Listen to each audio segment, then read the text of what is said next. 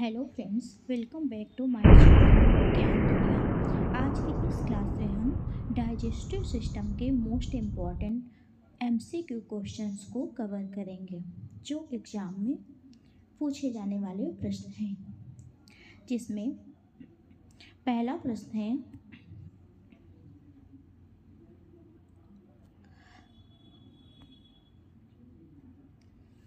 पाचन की प्रक्रिया कहाँ से शुरू होती है? पाचन की प्रक्रिया कहाँ से शुरू होती है? पेट, मुख, छोटी आंत, बड़ी आंत। इसमें बी ऑप्शन सही होगा, मुख। अगला प्रश्न है, लार में कौन सा एंजाइम पाया जाता है? Pepsin, ptyalin, trypsin, lipase. इसमें बी ऑप्शन सही होगा, लार में टाइलिन एंजाइम पाया जाता है।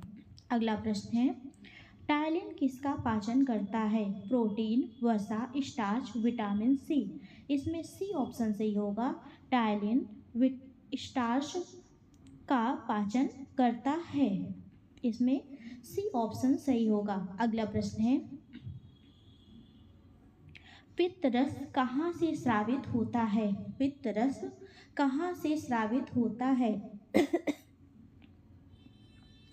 अग्नाशय, यकृत, आमाशय, छोटी आंत। इसमें बी ऑप्शन सही होगा, यकृत। अगला प्रश्न है, पित्त रस कहाँ संग्रहित होता है? बड़ी आंत, पित्ताशय, डुओडिनम, अग्नाशय। इसमें बी ऑप्शन सही होगा, पित्ताशय। पित्त रस कहाँ से संग्रहित होता है? पित्ताशय से। इसमें बी ऑप्शन सही होगा। अगला प्रश्न है, वसा का पाचन मुख्य रूप से कहाँ होता है? वसा का पाचन मुख्य रूप से कहाँ होता है? बड़ी आंत, आमाशय, मुख, छोटी आंत। इसमें डी ऑप्शन सही होगा, छोटी आंत। वसा का पाचन मुख्य रूप से छोटी आंत में होता है। अगला प्रश्न है,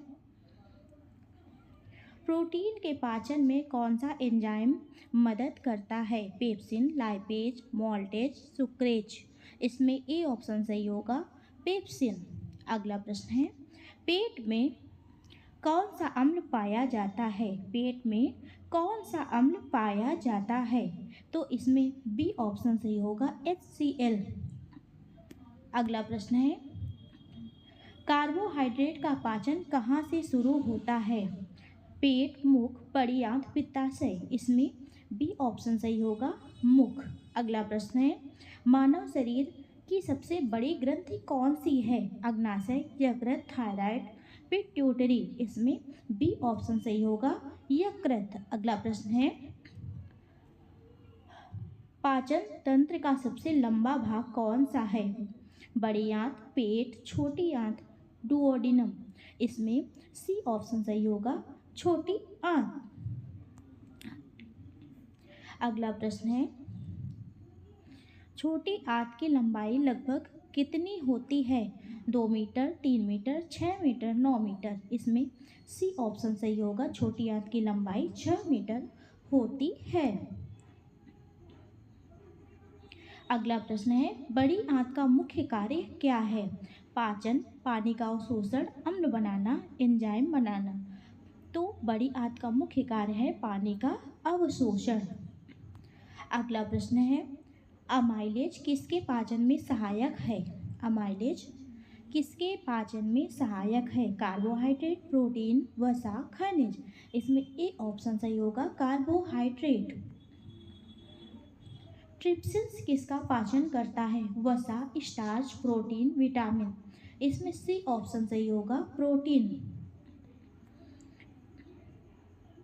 अगला प्रश्न है, लाइपेज एंजाइम किसका पाचन करता है? कार्बोहाइड्रेट, वसा, प्रोटीन, विटामिन।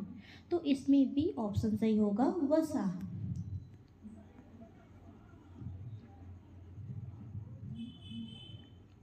अगला प्रश्न है, अग्नाशय रस कहाँ खुलता है?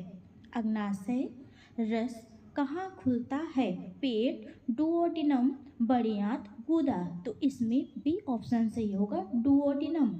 डुओडिनम। अगला प्रश्न है, भोजन को नीचे ले जाने की प्रक्रिया क्या कहलाती है? भोजन को नीचे ले जाने की प्रक्रिया क्या कहलाती है? पाचन, अवशोषण, पेरिस्टालसिस, दृष्टि। तो इसमें सी ऑप्शन सही होगा, पेरिस्टालसिस। भोजन को नीचे ले जाने की प्रक्रिया पेरिस्टालसिस कहलाती है। अगला प्रश्न है, पेट का पीएच मान कितना होता है? पेट का पीएच मान कितना होता है? 7, 1 से 3, 4 से 6, 8 से 9। तो इसमें बी ऑप्शन सही होगा, 1 से 3, 1 to 3। अगला प्रश्न है, अमीनो अम्ल किसके पाचन का उत्पाद है? अमीनो अम्ल किसके पाचन का उत्पाद है? वसा, कार्बोहाइड्रेट, प्रोटीन, विटामिन। इसमें सी ऑप्शन सही होगा, प्रोटीन। अगला प्रश्न है, रफेज शरीर में किसके लिए आवश्यक है? रफेज शरीर में किसके लिए आवश्यक है? ऊर्जा, पाचन, रक्त, एंजाइम। इसमें बी ऑप्शन सही होगा, पाचन। अगला प्रश्न है, कितने प्रकार के दांत पाचन में मदद करते हैं? कितने प्रकार के दांत पाचन में मदद करते हैं? 2, 3, 4, 5। इसमें सी ऑप्शन सही होगा, 4। अगला प्रश्न है, लार का पीएच मान कैसा होता है? लार का पीएच मान कैसा होता है? अम्लीय, क्षारीय, तटस्थ, अत्यधिक अम्लीय। तो इसमें सी ऑप्शन सही होगा, तटस्थ, तटस्थ। अगला प्रश्न है, इंसुलिन किस अंग से स्रावित होता है? इंसुलिन किस अंग से स्रावित होता है? यकृत, पेट, अग्नाशय, छोटी आंत। तो इसमें सी ऑप्शन सही होगा, अग्नाशय। अगला प्रश्न है, इलियम का मुख्य कार्य क्या है? इलियम का मुख्य कार्य क्या है? वसा पचना, पानी अवशोषित करना, पोषक तत्वों का अवशोषण, एंजाइम बनाना। तो इसमें सी ऑप्शन सही होगा, पोषक तत्वों का अवशोषण। किस अंग को ग्राइंडर कहा जाता है? किस अंग को ग्राइंडर कहा जाता है? पेट, यकृत, बड़ी आंत, दांत। तो इसमें डी ऑप्शन सही होगा, दांत।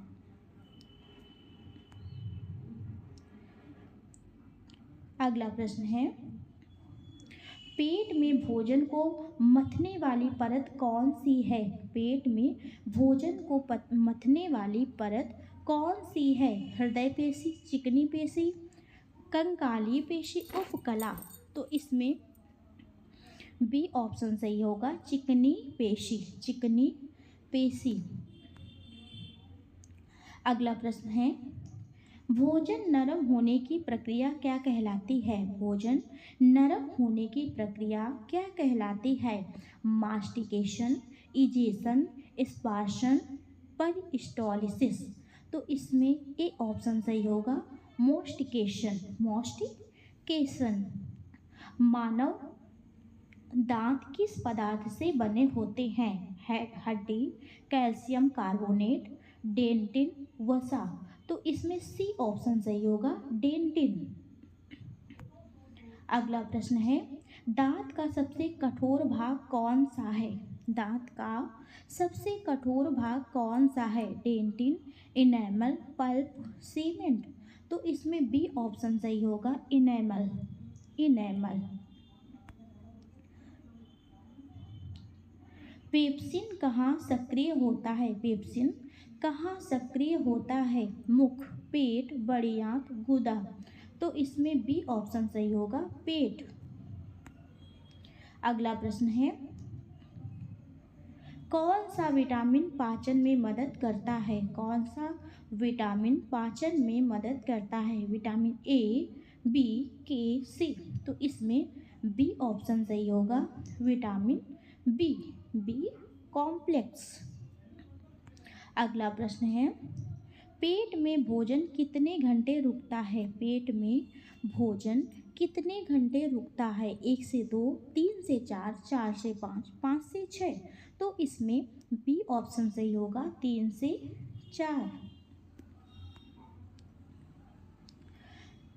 लार का मुख्य घटक क्या है? लार का मुख्य घटक क्या है? अम्ल, क्षार, पानी, लवण। तो इसमें सी ऑप्शन सही होगा, पानी।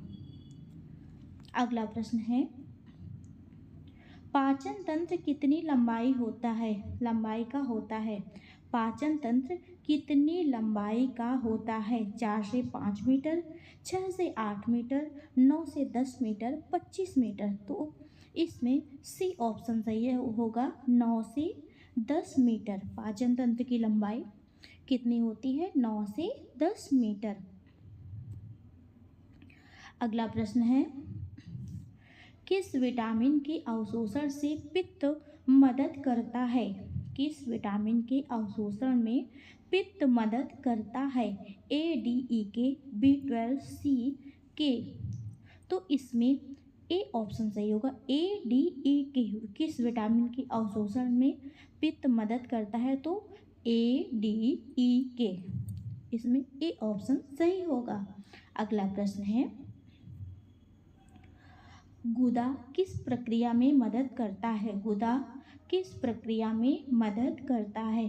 अवशोषण, उत्सर्जन, पाचन, लवण बनाना। तो इसमें बी ऑप्शन सही होगा, उत्सर्जन।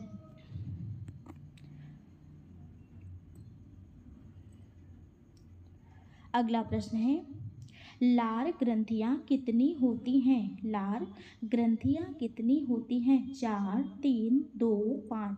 तो इसमें बी ऑप्शन सही होगा, लार ग्रंथियां 3 होती हैं, 3। अगला प्रश्न है, कौन सी आंत बैक्टीरिया से विटामिन के बनाती है? छोटी आंत, बड़ी आंत, डुओडेनम, इलियम। तो इसमें बी ऑप्शन सही होगा, बड़ी आंत।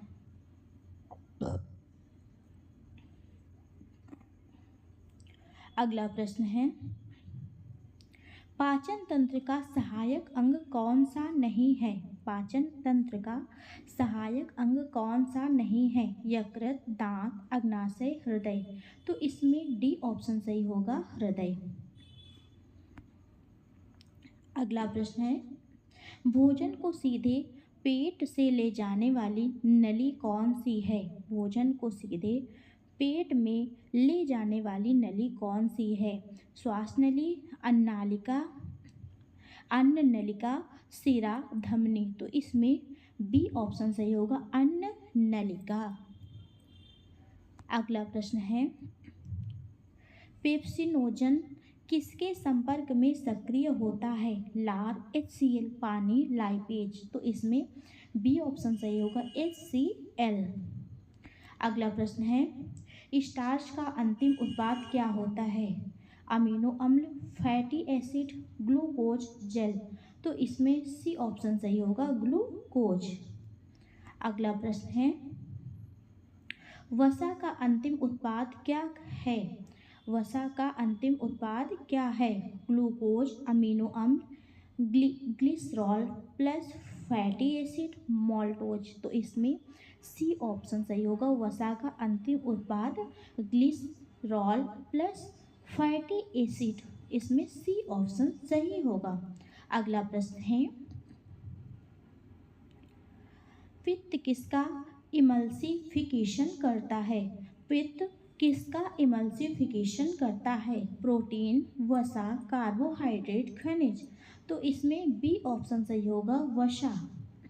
अगला प्रश्न है, बड़ी आंत का अंग्रेजी नाम क्या है? बड़ी आंत का अंग्रेजी नाम क्या है?